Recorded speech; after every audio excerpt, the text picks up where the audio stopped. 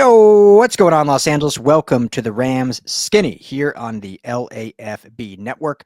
We are Los Angeles Sports, and this is your destination for Los Angeles Rams news. Back after almost like 2 weeks off, Skinny T was traveling. Much deserved time off for the man Skinny T. It's been a busy year for all of us, but especially him, as he's been just crushing the content mill. So time off, nice little road trip. And a nice little time in the Midwest. But welcome back. How you doing, man? Glad to see you again. Doing real good, yeah. What end destination was northern Minnesota. See some family. Hit up a graduation, Deer River graduation. Shout out to the Warriors up there. And we got to spend a little time on Deer Lake too. So it, all in all, a fantastic trip. Deer Lake, nice. Yeah, I'll be in. It's so funny because I'm going to be in Minnesota in literally like 2 weeks, out on Lake Eddy, private lake out there in kind of Midwestern Minnesota, out near Fargo, North Dakota, almost. So yeah, we're Minnesota brothers over here. Yeah, we've never really shared our origin story, our weird connection that we have, and we'll save that for another time.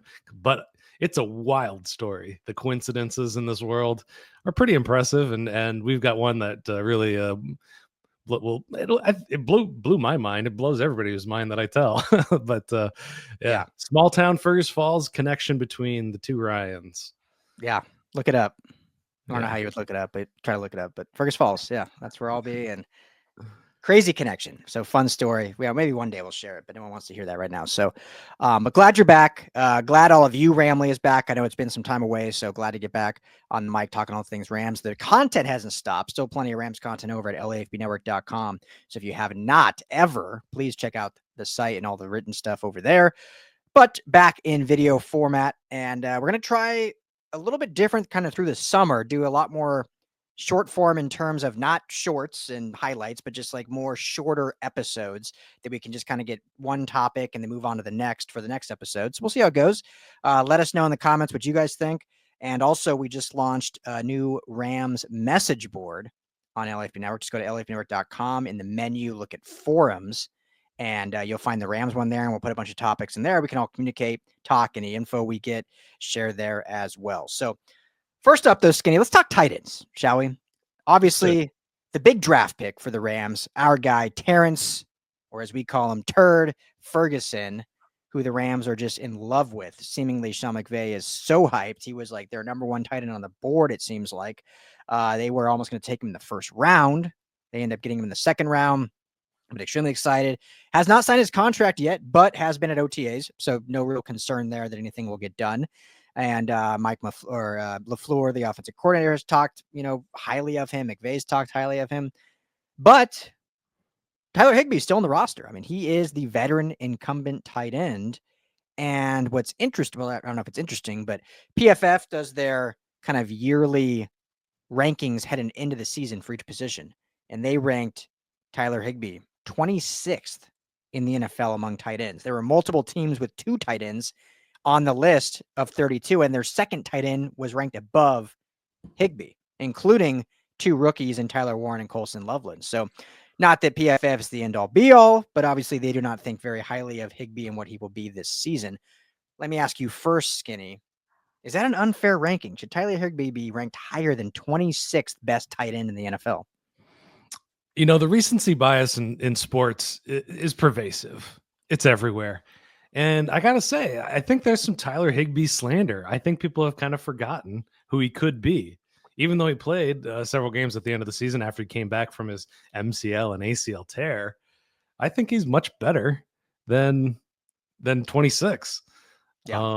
So if you go to PFF's actual rankings of when, based on their scores, they rank for the time period that he played, week 16, 17, 18, and then the playoff games, he's the 8th best receiver as a tight end. Yeah. Wow.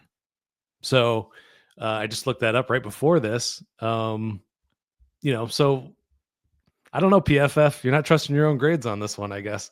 Because he was a huge part of the team's kind of ability to, convert third downs and in the red zone when he was in there. So how does that look going forward with Ferguson on the lineup as well? It's a big question.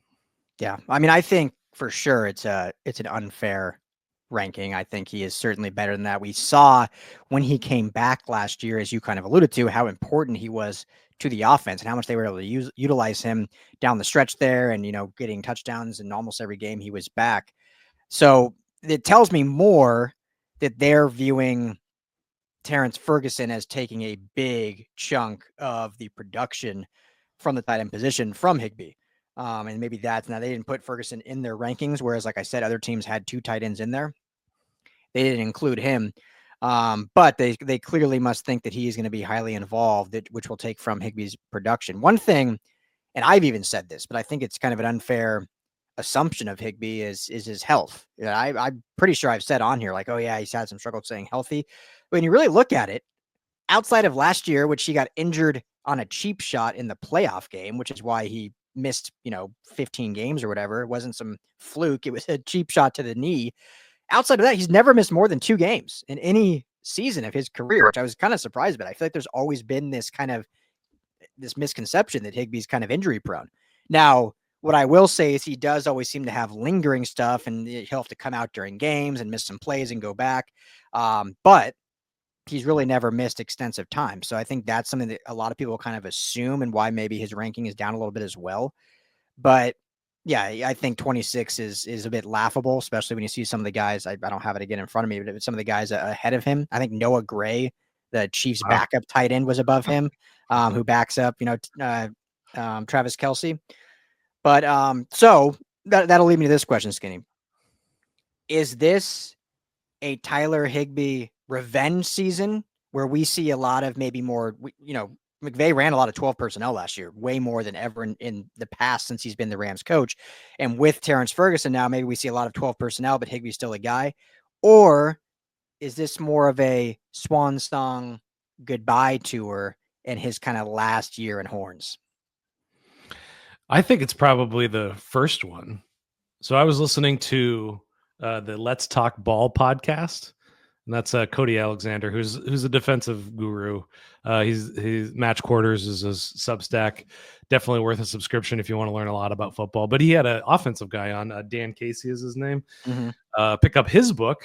He's got all these trends, offensive trends, and one of the things they were talking about, the biggest offensive trend is the death of 11 personnel. Yeah. 12 personnel is taking over the league, taking it by storm. For simple reasons. When you're running lighter boxes, when you have lighter defensive linemen, you bring in a couple of big-bodied receivers. It really changes the equation at the line of scrimmage, and that's where you got to win in the NFL. We all know this, and I think that's what McVay has kind of been trying to set up the last couple of years, bringing in different, trying out a lot of different tight ends over the last few years, trying to find somebody that can be the blocker and can be, the pass catcher. And I think they're onto something, and we'll see with Ferguson. But I think, they're going to be on the field a lot together. And then you mix in a guy like Colby Parkinson. It's a very exciting prospect. Where you can get a guy that's a 6 offensive lineman who can also catch the ball, and you overload one side. You can tell I was just listening to a podcast about offensive line trends. You overload one side, you got a trip set up. This is really interesting stuff. It gives me goosebumps, really. Yeah. So I think it's a revenge tour. I think it's a stepping stone as well, if I could say that, to the next iteration of the Sean McVay offense. And is he going to be around a lot longer? No, I hope it's not his last year in horns, especially if this works out. So I was thinking while you were saying all that, what's really no, in good way. What's really interesting to kind of think about it, and again, I just thought of this right now, so I don't have the numbers in front of me. So anyone listening, we'll try to add some substance to it. But if you think of like the great teams, I'm not even going to say in history. I'm just going to say in the last decade, or even decade to 20 years. When you think of all these great teams that have gone on Super Bowl runs and won the Super Bowl, you can look. I'm just trying to think down the list. Like the key that all of them had is an elite tight end. When you think of Travis Kelce with the Chiefs, obviously, most recently. When you think of even George Kittle, the Niners haven't won it, but he's been their main focal point of their offense. Even with Ayuk and Deebo Samuel, like it's all about George Kittle. Like, what is George Kittle going to bring? When you think of obviously about the Patriots and Rob Gronkowski and even when they had Aaron Hernandez mixed in there just strictly on the football field. When you think about, the Broncos back during the final Elway's run with Shannon Sharp, I mean, their receivers, no disrespect to Rod Smith and Ed McCaffrey, but it was a sixth round pick and an undrafted free agent. Shannon Sharp, who was also a 6th round pick, was like the star actually of that offense, aside from, Terrell Davis in the running game. And even last year with the Eagles, Dallas Goedert has really come into his own. Their first run with the Eagles, Zach Ertz was like this elite tight end. So you start thinking more, and everyone wants the Jamar Chase, right? You want the elite receiver. And the Rams were kind of the one that bucked the trend when they won it because they had Cooper Kupp and their tight ends were all injured at the time. Like, wasn't their like 3rd string tight end the guy that was like the main one in that game? But overall, history tells us that elite tight end play can lead to Super Bowl runs because it's such a mismatch. There's a lot of elite corners in the game. I mean, we see them all the time. And those elite corners aren't going to always beat elite receivers, but it's a lot closer of a matchup. Whereas an elite tight end, find me a linebacker that can stand an elite tight end. If you really want to stop an elite tight end, you need a big bodied safety that can come down in the box. But then guess what? You're opening yourself up to the home run shot for then some of your other receivers. So utilizing the tight end within your offense, within structure, can give you so much more options. And we haven't really seen McVay do that a lot with Higbee by himself. Now with the likes of Higbee being healthy and Terrance Ferguson, who they love so much, the optionality that they can get from this position actually is getting me really excited. So I agree with you. I think this is going to be a revenge tour for Higbee. I don't think that means that Ferguson isn't going to have a coming out party as a rookie. The question will it lead to another contract for Higbee, as his is now expiring and he's 32 years old or something. So if they can get him back on a sweetheart deal, obviously that'd be great. But it's got me fired up for watching some tight end play this year. Yeah, well, good. I mean, people got to get excited about tight ends. This is, it's a conversation about positionless football, and also like not scheme dependent football. And what I mean by scheme dependence is it gives you some options with a guy like Kittle or Kelce. Kittle's probably a better example. I hate to give any praise to the 49ers more than I already do. But the guy's an athlete and just a freakish blocker as well. It's a hard combination. And, and this is in terms of the succession plan, this is exactly what you want to see. A guy kind of going out the door and a guy that's coming in to learn a new position, not a new position, but a new level of the position, which we talk about a lot of. The tight end position is a hard one to learn. And you see a lot of first rounders, even not getting up to speed in year one, but it takes a couple of years. Yeah, exactly. It's hard. So that'll be the last thing is how quickly can Terrance Ferguson get acclimated into the offense? Because Davis Allen, I thought, did some good things down the stretch, and obviously Colby Parkinson very involved in the running game.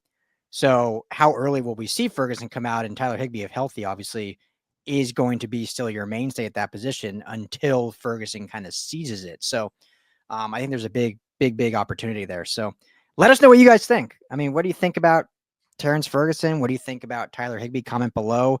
Will we see a lot more 12 personnel in this Rams offense? I mean, just 3 years ago, it was 11 personnel heavy zone running scheme. And now we may see 12 personnel gap running scheme, like completely different iteration. And clearly Sean McVay and Lincoln Riley at USC are talking, because Lincoln Riley almost ran exclusively 10 personnel last year. And now they're switching to 12 personnel this season. In a heavy front with all their talented tight ends. And obviously they just landed the top tight end in the class for 26. So that'll be more involved, but I digress. Tight end talks got me excited. Skinny, anything else to add on this topic? Nope. Perfect. Well, yeah. Comment below if you haven't already. Hit that like and subscribe button on the Rams LAFB YouTube channel. You can find everything we do on LAFBnetwork.com. Make sure to tune in. We'll have tons of new stuff dropping all off season long.